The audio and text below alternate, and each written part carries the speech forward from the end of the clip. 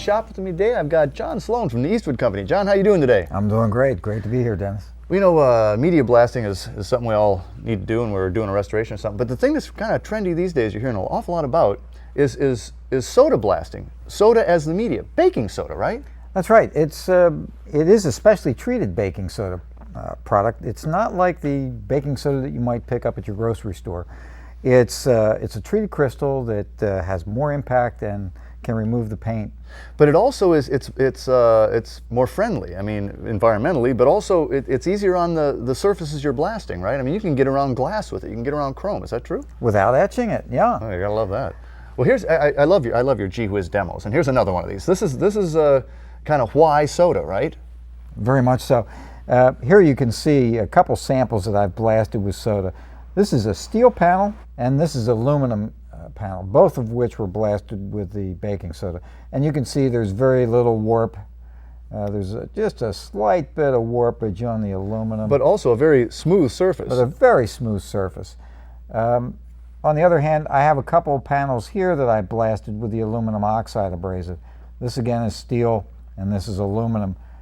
And you can see, even with the steel, that there is some warpage there. Well, and it's crazy in the aluminum case, and the surface is, I mean, it's very etched. It's very rough, yeah. And if you want to avoid that, and most people do, yes, yeah, you don't want to warp your car before you paint it. So soda's the way to go. And this is, I mean, these are a couple of the different soda media that you use, right? Yeah, the most popular is probably the medium media. This is a fine crystal size, specially treated baking soda particle that is the most effective media to use when you're removing paint. If you have harder coatings, perhaps like a powder coat finish, you may want to use the XL. Now how about these two? This is the same as the medium and XL that we just talked about, but the crystal is further treated with a hydrophobic coating to prevent moisture from being absorbed. So it's not going to clump up on you, it doesn't human clog. atmospheres and stuff? It doesn't clog. This doesn't look at least like pure soda. No, this is a combination of baking soda and aluminum oxide. Since soda itself isn't sufficiently aggressive to remove rust, you need the added aluminum oxide to do that. Take care of that, but you'll probably want to keep that away from glass and chrome. Absolutely, because that'll etch it. Well, this is all well and good, but the really cool thing is Eastwood's new soda blast unit here. And this is it. I mean, this is the whole thing, the handy dandy little soda blaster, right? It sure is. And when you buy a soda blaster from Eastwood, you get pretty much what you see here with the abrasive manifold attached. The abrasive manifold is good for aluminum oxide, silicon carbide, other very good rust cutting type media. But if you want to go soda, you swap it out with the manifold that's on there now. Swap it out to this manifold here, which is included with the soda blast kit. I'm going to fill this with soda, right? That's how I do that. Fill it with soda. We sell the soda in 50-pound bags, and this is the action end of the whole process right here. It's the Deadman valve. Opening the Deadman valve allows the media to flow through and it's called do its work. Because if something happens, you let her go, she shuts herself off. Stops it right away. Now, what's this little doodad?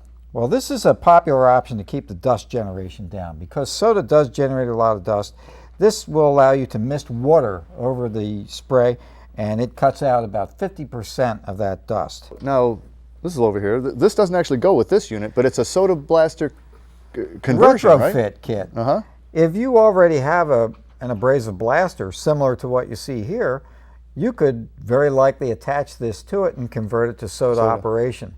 Well, there's a lot of advantages to soda, and environmentally is certainly one of them. You probably have more problem with what you're taking off than with the soda itself. That's right. In addition to it leaving the surface very nice and clean, it also leaves a rust-inhibiting coating behind that frankly needs to be removed before you paint, and you remove that by rinsing repeatedly with water. Now, you guys also supply all the safety gear, and it's not really as onerous as if you're painting. I mean, you really just a good dust respirator, a good dust mask, and a hood, and a suit to protect you from the bounce back of the dust. Nice little face shield and a good pair of gloves, and you're ready to go. That's it, man. And you can get this kind of finish instead of that kind of finish. That's what we all want. Hey, if you want to learn anything more about soda blasting or this really cool new soda blasting unit from the Eastwood Company, log on to myclassiccar.com.